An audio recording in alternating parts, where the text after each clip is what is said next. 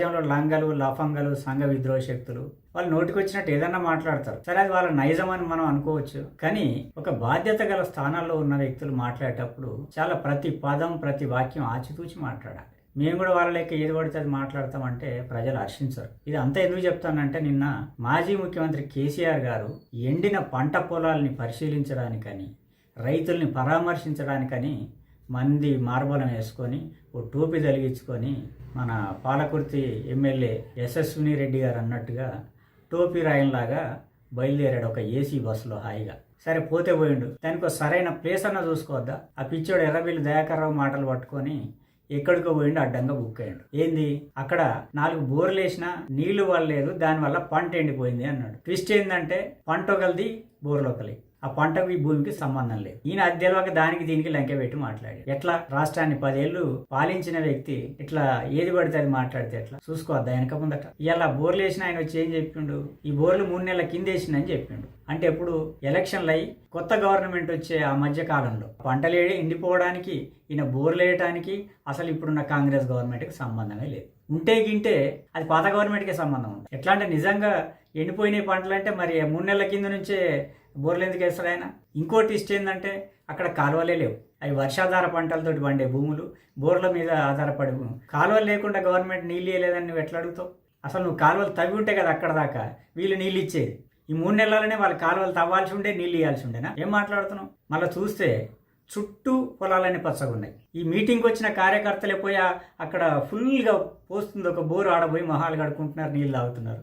మరి ఈయనేమో నీళ్ళు లేక పంటలు ఎండిపోతున్నాయని చెప్పి ఈయన మాట్లాడతాం. అక్కడ 1 ఎకరం వరకు రోడ్డు పక్కనున్న పొలాన్ని సెట్ చేసి ఈయన కోసం తయారుగా పెట్టిండు ఎర్రబిల్లి దయాకర్రావు అని చెప్పేసి అక్కడి గ్రామస్తులని చెప్తున్నారు. ఇట్లా డ్రామాలు ఎందుకు? చుట్టూ పొలాలు పచ్చగుండి ఈ ఒక్క పొలం మాత్రమే ఎండిపోతుందా? సరే, ఒకవేళ ఎండిపోయినా ఎండాకాలం నీళ్లు లేని ప్రాంతంలో, కాలువలు లేని ప్రాంతంలో ఎంతో కొంత వరి పంటలు ముఖ్యంగా ఎండిపోయే అవకాశం ఉంటుంది. దాన్ని పట్టుకొని అసలు ఏదో సీన్ చేసి ఏదో డ్రామా నడిపి అక్కడ చూస్తే వీడియో కెమెరాలు పెట్టి కూడా షూటింగ్ చేస్తున్నారు.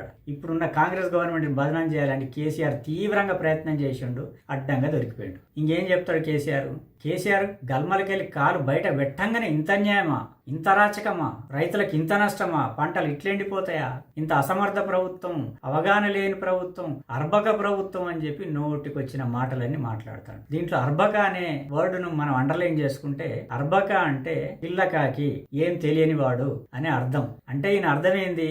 ఇప్పుడున్న రేవంత్ రెడ్డికి ఏమీ తెలియదు, నేనే పెద్ద పోటుగాన్ని, నేనే అన్నీ తెలిసిన వాడిని అని దాని అర్థం. అంటే ఎదుటోళ్ళని డిఫేమ్ చేయడం ద్వారా ఇతను గొప్పవాడని చెప్పుకుంటాడు అనమాట. మొత్తానికి నేనేమంటాడు, నేను అన్ని అద్భుతంగా చేసి పెట్టినా వడ్డీచుడు శాతం అయితే లేదు ఈ గవర్నమెంట్కి అంటాడు. ఏం చేసినావాను? 80,000 కోట్ల అప్పు చేసిపోయినావు కరెంటు మీద. ఇప్పుడు ఆ డబ్బులు కట్టలేక ఈ గవర్నమెంట్ కింద మీద అవుతుంది.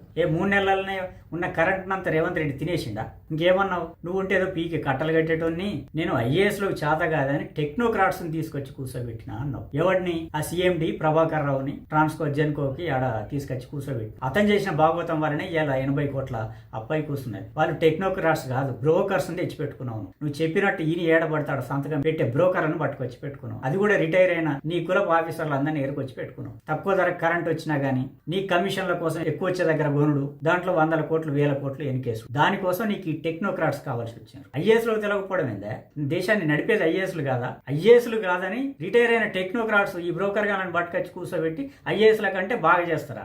ఏం చెప్తాను అంటే, నువ్వు చాలా తెలివిగా, అంటే నీకున్న భాషతోటి టెక్నోక్రాట్స్, బ్యూరోక్రాట్స్, ఐఏఎస్లు అది ఇది అని మాట్లాడి మాయ చేద్దాం అనుకుంటున్నావా? ఐఏఎస్ లో తెలవకపోవడం ఏందే? ఈ ఐఏఎస్లు ఎందుకు? ఇక నీలాగా ఇళ్లలో కూర్చున్నోని వేరే క్యాడర్ ఆఫీసర్లను పట్టుకొచ్చి వాళ్ళ పని అన్నిట్లో చేయిస్తే అయిపోతుంది కదా. ఐఏఎస్ అనే వ్యవస్థనే తీసేస్తే అయిపోతుంది కదా. మీరు ప్రజలు ఎన్నుకున్న నాయకుల్ని గైడ్ చేయడానికి, అడ్మినిస్ట్రేషన్ సరిగ్గా జరగటానికి ఐఏఎస్లు ఉపయోగపడతారు. వాళ్ళ ద్వారానే పాలన నడుస్తుంది. విధాన నిర్ణయాలు మీరు తీసుకుంటే అడ్మినిస్ట్రేషన్ వాళ్ళు చూసుకుంటారు. అది సిస్టమ్. దాన్ని కాదని, ఐఏఎస్లను కాదని, వాటి మీద అవగాహన ఉన్న టెక్నోక్రాట్స్ ని తీసుకొచ్చి కూర్చోబెట్టిన నేను ఇంత పొడుగు చేసిన అని చెప్తున్నా. ఆ టెక్నోక్రాట్స్ వల్లనే కదా రాష్ట్రం అప్పుల పాలైంది. ఈయన ఉన్నప్పుడట జనరేటర్లు, కన్వర్టర్లు రిపేర్ చేసేటోళ్ళు మూటముళ్ళు సర్దుకొని రాష్ట్రంలోకి వెళ్ళి పారిపోయినారట. ఏం చెప్తావు? ఎక్కడ లేరా రాష్ట్రంలో?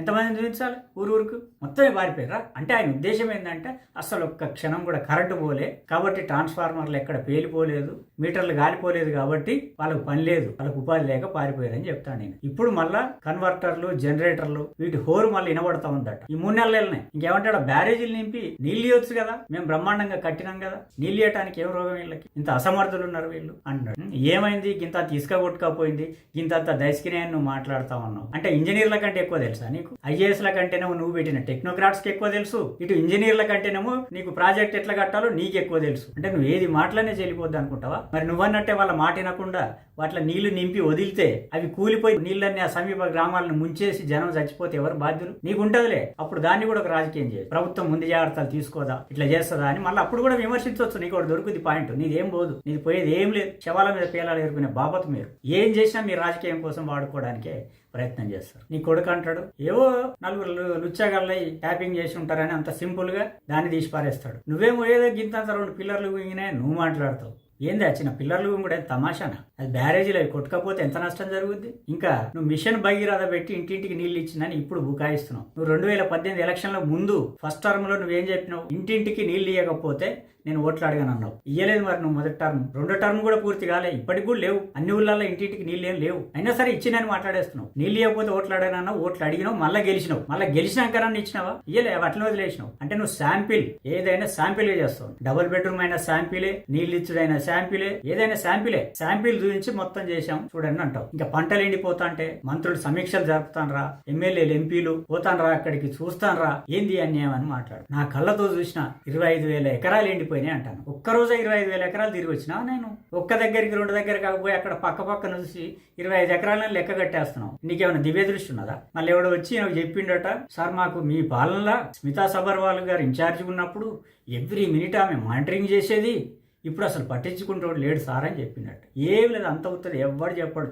ఈయనే కథలెళ్ళి చెప్తా ఉంటాడు. ఇక ప్రాజెక్టులను కేఆర్ఎంబికి అప్పచెప్పారు. కేఆర్ఎంబి అంటే ఏమన్నా సూపర్ బాసా అని అన్నావు. వాళ్ళకి అప్పచెప్పడానికి మీ కార్యదర్శి మీ కార్యాలయంలో ఉన్న స్మితా సబర్వాల్ తోటే లెటర్ రాపించినావు కదా, మర్చిపోయినావా? ఇక మా పాలనలో ఒక్క ఎకరం ఎండనియలేదన్నావు. నీ పాత వీడియోలు చూస్తే తెలియదా? పంట నష్టపరిహారం కింద 10,000 నువ్వు ప్రకటించినావు. అవి కూడా ఇయ్యలే, ఒట్టిగా ప్రకటించినావు. పంటే నాశనం కాకపోతే నువ్వు 10,000 పరిహారం ఎట్లా ప్రకటించినావు? నిన్నమననే కదా నీ పాలన అయిపోయింది, మర్చిపోయినావు. అప్పుడే పంటలకు 10,000 పరిహారం అన్నావు, అది ఇయ్యలే. హైదరాబాద్ వరదలప్పుడు ఇంటింటికి 10,000 అన్నావు, అది ఇయ్యలే. లంగం ముచ్చట్లు పిఆర్ స్టాంట్లు చేస్తానన్నావు. మిమ్మల్ని మించిన పిఆర్ స్టాంట్లు చేసేవాడు ఎవడన్నా ఉన్నాడా? చేసింది ఇంతంత ఘోరంతా, పబ్లిసిటీ కొండంతా, చేసుకునే రకాలు మీరు. అధికారం వస్తా ఉంటది పోతా ఉంటది, అది పెద్ద మ్యాటర్ కదా. మ్యాటర్ కానప్పుడు మరి అధికారం పోంగానే మీ అయ్య కొడుకులు మీ ఫ్యామిలీ మొత్తం ఎందుకే కింది మీద అయిపోయారు? మీ మొహాలలో నెత్తురు సుక్కు ఎందుకు లేదు? రిజల్ట్ వచ్చినప్పటి నుంచి ఇప్పటిదాకా కూడా మీ మొహాలలో ఆయుష్ ఉందా ఏమన్నా? వచ్చిన 3వ రోజు నుంచే మీకు డైజెస్ట్ కాక మీరు మొదలు పెట్టారు కదా, 3వ రోజు నుంచే ఈ ప్రభుత్వం కూలిపోతుంది ఉండదు అని చెప్పేసి. వస్తుంది పోతుంది అన్నప్పుడు ముందు ఎందుకు లైట్ తీసుకోలే? అంత గబర పడిపోయారు, బెంబేలు ఎత్తిపోయారు. ఇప్పుడు 3-4 నెలలు అయిన తర్వాత పరువు పోద్దని దాన్ని లైట్ తీసుకున్నట్టు ఏదో కవరింగ్ ఇవ్వడానికి వస్తుంది పోతుంది అని చెప్పి ఇప్పుడు మాట్లాడతాను. రైతుల పొలాలు ఎండిపోవటం చూసి నాకు కళ్ళల్లో నీళ్ళు వచ్చినాయి. లంగ రాజకీయాలు చేస్తారు, దొంగ రాజకీయాలు చేస్తారని. నీకు జాలి దయ కరుణ ఉంటదంటే ఎవడన్నా నమ్ముతాడా? 33 మంది ఆర్టీసీ కార్మికులు చచ్చిపోతేనే కనీసం ఒక స్టేట్మెంట్ ఇవ్వబోతే బయటకు వచ్చి కనీసం వాళ్ళని పలకరించకపోతే, మనుషులు చేస్తేనే రాను అని పొలాలు ఎండితే ఏడుస్తావంటే ఎవడన్నా నమ్ముతాడా? కాళేశ్వరం అప్పు ఎప్పుడో తీరిపోయిందంటే, అప్పు తీరిపోతే 7 లక్షల కోట్ల అప్పు ఎందుకు ఉంటుందా? ఇప్పుడు ఆ కుదరబెట్టిన డబ్బులు కట్టకపోతే ఆస్తులు స్వాధీనం చేసుకుంటావని ఇప్పుడు నోటీసులు ఎందుకు ఇస్తారు? పచ్చి అబద్ధాలు. నువ్వేం చెప్తే అది నడుస్తుంది అనుకుంటున్నావా? ఇంత పచ్చి అబద్ధాలు ఇంత పబ్లిక్ గా ఎట్లా ఆడుతున్నావు? అసలు ఎవడు గమనిస్తలేడు. ప్రజలంతా అవలాగాలు పిచ్చోళ్ళనుకుంటున్నావా? పంట నష్టపోయిన దగ్గరికి ఎమ్మెల్యేలు పోరు, ఎంపీలు పోరు. మేము ప్రజలతో కలిసి పోరాడి రణరంగమైనా సరే ప్రభుత్వం మెడలు వంచుతాం, వదిలిపెట్టం అన్నావు. మిమ్మల్ని సిబిఐ ఈడీ వదిలిపెడతారో లేదో గది చూసుకోండి. వీళ్ళ బాధల తరఫున పట్టింపు లేదా? వీళ్ళ తరఫున కొట్లాటోళ్ళు లేరనుకుంటారా? మహాసముద్రం అంతా బీఆర్ఎస్ పార్టీ ఉన్నది, మేము వాళ్ళ తరఫున కొట్లాడతామంటాం. నీ మహాసముద్రం ఖాళీ అవుతా ఉంది, ముందుగా గది చూసుకో. ఇక అన్నిటికంటే పెద్ద జోకు, ఈయన ప్రెస్ మీట్ లో 3-4 సార్లు ప్రజాస్వామ్యం గురించి మాట్లాడాడు. చాలా ఆశ్చర్యంగా అనిపించింది. ప్రజాస్వామ్యం గురించి కేసీఆర్ మాట్లాడాడు. ప్రపంచంలో 8వ వింత.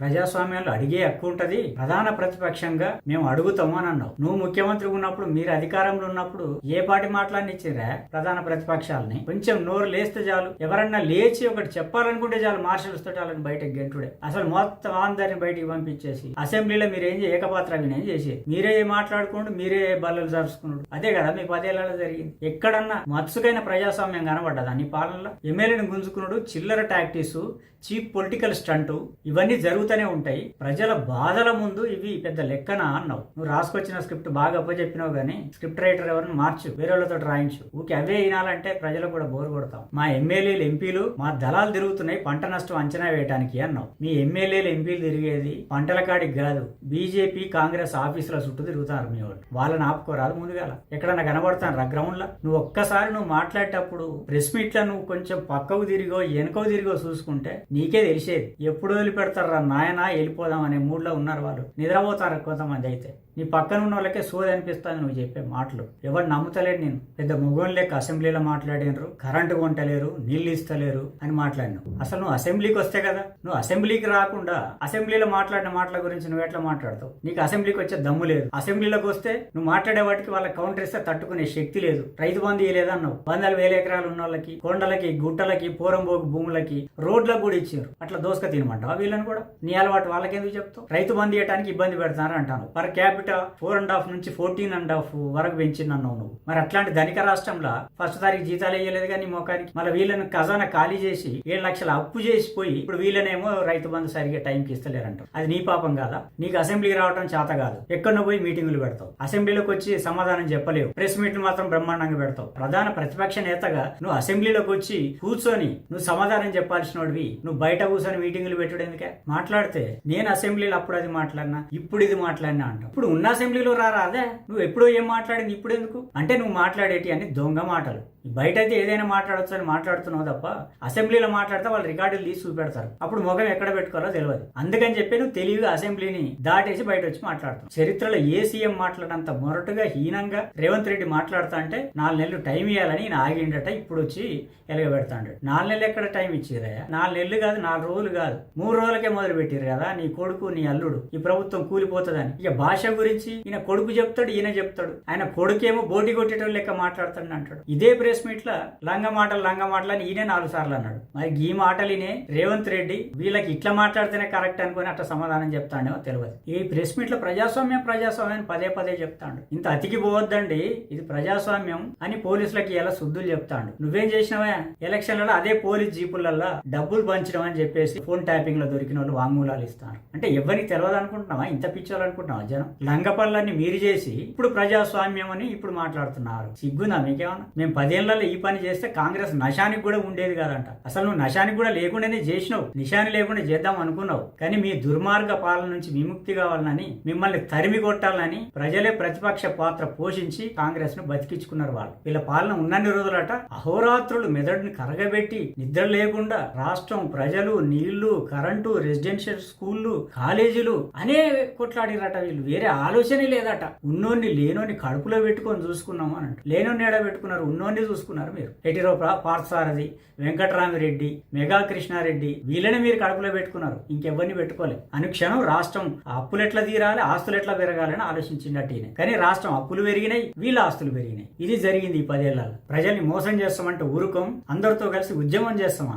అసహ్యం పుడతా ఉంది కేసీఆర్ నీ నోటి నుంచి ఆ మాటలు వింటా ఉంటే. మళ్ళీ 3వ సారి కనుక నువ్వు ముఖ్యమంత్రి వస్తే తెలంగాణలో ప్రజల గోసిలు కూడా ఉడబిక్కొని పోదు. నీ పాలనలో ఏమైంది? 6 లక్షల ఎకరాల అటవీ భూములు, దేవాదాయ శాఖ భూములు, వక్ఫ్ బోర్డు భూములు, అసైన్డ్ భూములు మాయమైనాయి. అవన్నీ ఎవరి ఖాతాలో చేరినాయి? గుట్టు సప్పుడు కాకుండా ధరణితోటి మీరు మొత్తం మాయం చేసిన ఆ భూములు. ఫైనల్ ఏమంటాడంటే నీకు చేత కాకపోతే దిగిపో, మళ్ళీ మా దోపిడిని కంటిన్యూ చేసుకుంటాం మేము. అది అసలు సంగతి. ఇంత కథ చెప్పేది ఏంటంటే మీరు వైఫల్యం చెందిరు, మీకు చేత కాదు, మీరు దిగిపోతే మాది ఇంకా సగంలో ఉన్నది, ఇంకా కొంచెం ఉన్నది దోసుకునేది, మాకు ఒప్ప చెప్పిపోండి మేము దోసుకుంటాం అనేది ఆఖరికి ఆయన ఇచ్చే ముక్తాయింపు. నువ్వు అన్న భాషలా నువ్వు మోగోనివైతే నువ్వు ఇన్ని ఆరోపణలు చేసినావు కదా కాంగ్రెస్ గవర్నమెంట్ మీద, వచ్చిన 3 నెలల్లోనే ఏదో జరిగిపోయిందని చెప్పేసి. నిజంగా నువ్వు అంతసేపు మాట్లాడినప్పుడు నువ్వు నిజంగా నీకు గడుచున్నోడు అయితే, నువ్వు నిజాయితీ పరుడు అయితే జర్నలిస్టులను క్వశ్చన్లు అడగమని చెప్పాలి. అంతేగాని నీ వర్షన్ చెప్పేసి పారిపోవడం కాదు. నువ్వు అసెంబ్లీలోకి వస్తే నేను నిలదీస్తే నీ దగ్గర సమాధానం లేదని అసెంబ్లీకి రాలేదు. నువ్వు ప్రెస్ మీట్ పెడితే